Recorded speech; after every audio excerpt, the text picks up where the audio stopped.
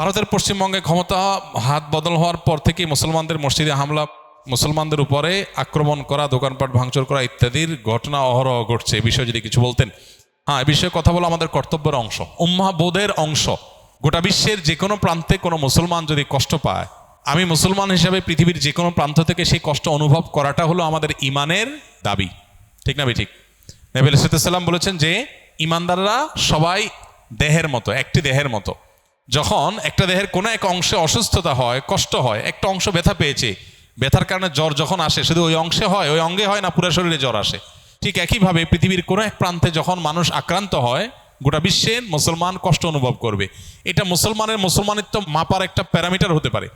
যে কোনো প্রান্তে মুসলমান কষ্ট পাচ্ছে, ও আমার তো না, ওই দেশের। এরকম যদি মনে হয় তাহলে আপনার ইমান নিয়ে যথেষ্ট চিন্তা করার সুযোগ আছে যে আপনার ইমান কতটা কার্যকর বা আদৌ আছে কিনা, কতটুকু আছে। কারণ আপনি মুসলমান হয়ে থাকলে আপনার কষ্ট অনুভব হওয়ার কথা যে আমার মুসলিম ভাই সেখানে নির্যাতিত। দুর্ভাগ্যজনক বাস্তবতা, বাংলাদেশে আমাদের হিন্দু ভাই বোনদের প্রতি কোনো প্রকার অনাচার হোক, এটা আমরা কেউ চাই না।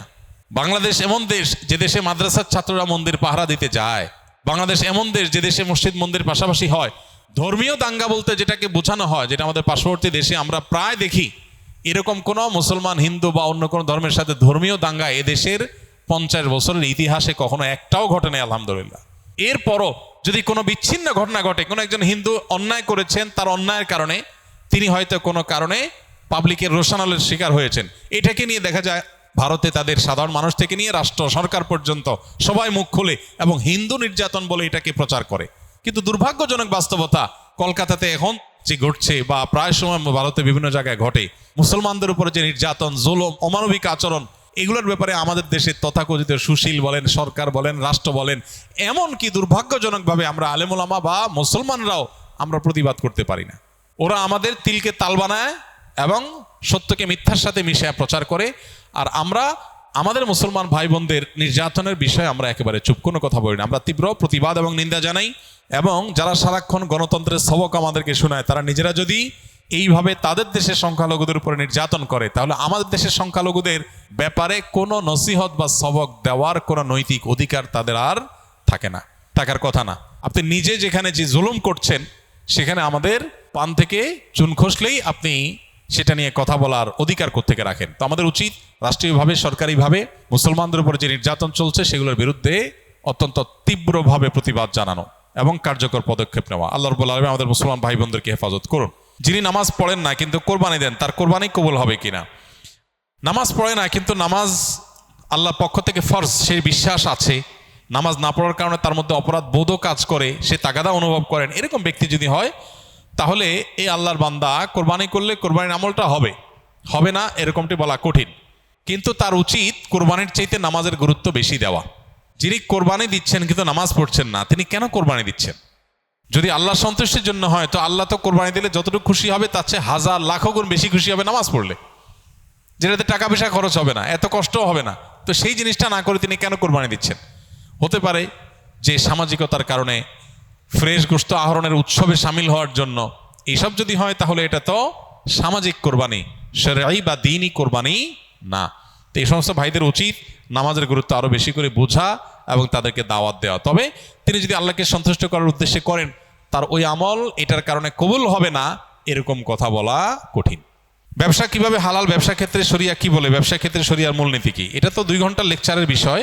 আমরা শুধুমাত্র কয়েক সেকেন্ডে যে জিনিসটা বলতে চাই সেটা হলো, ব্যবসাকে আল্লাহ তাআলা হালাল করেছেন। আল্লাহ বলেছেন আহাল্লাল্লাহুল বাইআ ওয়া হাররামার রিবা। আল্লাহ ব্যবসাকে হালাল করেছেন, বিধায় আমরা ব্যবসার মানসিকতা লালন করব। বিশেষ করে আপনারা যারা এখানে স্কিলে ট্রেনিংয়ের জন্য এসছেন, আমাদের চেষ্টা থাকতে হবে এন্টারপ্রেনার হওয়ার, উদ্যোক্তা হওয়ার, ব্যবসায়িক উদ্যোক্তা হওয়ার। স্বপ্ন দেখেন, চেষ্টা করেন, সাধনা করেন, আল্লাহর কাছে দোয়া করেন, দেখবেন আল্লাহ তাআলা বারাকা দিয়ে দিয়েছে। তো এই জন্য ব্যবসার মধ্যে বেশিরভাগ রিজিক আল্লাহ তাআলা রেখেছেন কিসের মধ্যে? ব্যবসার মধ্যে। এবং ব্যবসার মধ্যে বারাকা বেশি রয়েছে, এই জন্য ব্যবসার মানসিকতা থাকা উচিত। এর মানে এই না যে চাকরি করা জায়েজ নাই, চাকরি করা জায়েজ আছে। নবী আলাইহিস সালাম নিজে অন্যের অধীনে কাজ করেছেন, সেটা এক প্রকারের চাকরি। কিন্তু আবার একই সাথে তিনি বাজারে গিয়ে ব্যবসা করেছেন এবং সেটাই ছিল তার মূল এবং প্রধান জীবিকা নির্বাহের মাধ্যম। এজন্য ওই দিকে আমাদের অগ্রসর হওয়া উচিত। ব্যবসা ক্ষেত্রে বেশ কয়েকটা মূলনীতি লক্ষ্য রাখতে হয়। সবচেয়ে বড় জিনিস হলো যে হারাম জিনিসে ব্যবসা করা হারাম। যে জিনিস হারাম সেটা ব্যবসা করাও কি যেটা আমার জন্য খাওয়া জায়েজ না সেটা আরেকজনের কাছে বেচাও জায়েজ না। এটা হলো একটা কমন মূলনীতি। দ্বিতীয়ত হলো ব্যবসা করার ক্ষেত্রে নবী আলাইহিস সালাম বলেছেন সামহান ইদা রাহিমাল্লাহু ইমরাআন সামহান ইদা বা সামহান ইদা ইশতারা। আল্লাহ ওই ব্যক্তির প্রতি রহম করেন যে ব্যক্তি বেচুক কিংবা কিনুক সবসময় সে দয়া পরবশ থাকে, অন্যের অধিকারের ব্যাপারে সচেতন, সব মিলিয়ে তার ভিতরে স্যাক্রিফাইসের মানসিকতা, তার ভিতরে ছাড় দেওয়ার মানসিকতা, আন্তরিকতাপূর্ণ মানসিকতা থাকে। শুধু ঠকানো না, একজন প্রতিষ্ঠিত ব্যবসায়ী, বাংলাদেশের প্রথম সারির টপ 10 or 15 সফল ব্যবসায়ীদের মধ্যে একজন হবেন। ওই লোকটা নাম আর বললাম না। ওনার বিষয়ে এক ভদ্রলোক আমাকে বলতেছিলেন যে আমার ওনার সাথে একটা মিটিং ছিল, তো প্রসঙ্গত উনি বললেন যে ভাই, ব্যবসার বহু সংজ্ঞা তো বই পুস্তকে পড়েছেন, আমি ব্যবসায়ীর ছেলে এবং প্রতিষ্ঠিত ব্যবসায়ী হিসাবে আপনাকে আজকে নতুন একটা সংজ্ঞা বলে যাই। সেটা কি? বললেন যে ব্যবসা হলো সেটা যেটাতে আপনার ক্লায়েন্টও লাভবান হবে, আপনিও লাভবান হবেন। এই চিন্তা যদি করেন তাহলে তার নাম ব্যবসা। আর যদি মনে হয় যে আমি কিভাবে লাভবান হবে সেই চিন্তা করি, ক্লায়েন্ট মরে মরুক, ধ্বংস হয় হোক, তাতে আমার দেখার দরকার নেই, তো এটা ব্যবসা না, এটার নাম ডাকাতি। কথা বুঝে আসছে? দিন ঠিক এই কথাটা বলে, সামহান ইদা বা সামহান ইদা ইশতারা। আপনি ক্রেতা হন আর বিক্রেতা হন, উভয় অবস্থাতে আপনার ক্লায়েন্ট যার সাথে লেনদেন করছেন তার দিকটা আপনার খেয়াল করতে হবে। আমার মনে আছে থাইল্যান্ডের ব্যাংককে একটা দোকানে একটা প্রোডাক্ট কিনতে গেছি আমি। তো যে জিনিসটা কিনতে গেছি, আমার এক নিকটাত্মী উনি অর্ডার করেছেন যে এই জিনিসটা আনার জন্য।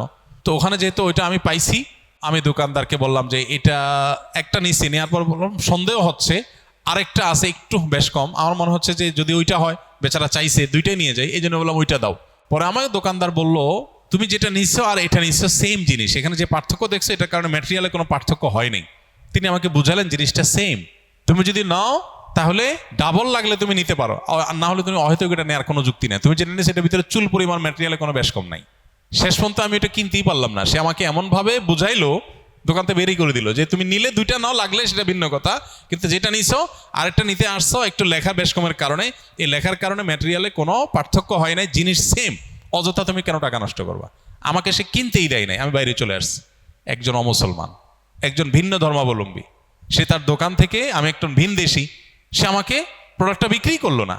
দিন যে জিনিসটাকে বলে দুর্ভাগ্যজনক বাস্তবতা আমাদের মুসলমানদের থেকে আজকে চলে গেছে, সেটা আমরা মুখে মুখে বলি, আমলে নেই। তো আপনারা ইনশাআল্লাহ কর্মক্ষেত্রে বিভিন্ন ক্ষেত্রে উদ্যোক্তা হয়ে উঠবেন। না খেয়ে থাকলেন, টাকা কম কামাই করলেন, উপার্জন কম হলো, কিন্তু কখনো কোনো মানুষের ক্ষতি যেন আমার দ্বারায় না হয়। আল্লাহ আমাদেরকে সেটা করার তৌফিক দান করুন। তো ব্যবসার মূলনীতিগুলো বোঝার জন্য ব্যবসা শুরু করার আগে ব্যবসা সংক্রান্ত বিধিবিধানগুলো আলাদা জেনে নিতে হবে, আলাদা কোর্স করে নিতে হবে। আস-সুন্নাহ ফাউন্ডেশন, উম্মার স্বার্থে সুন্নাহর সাথে।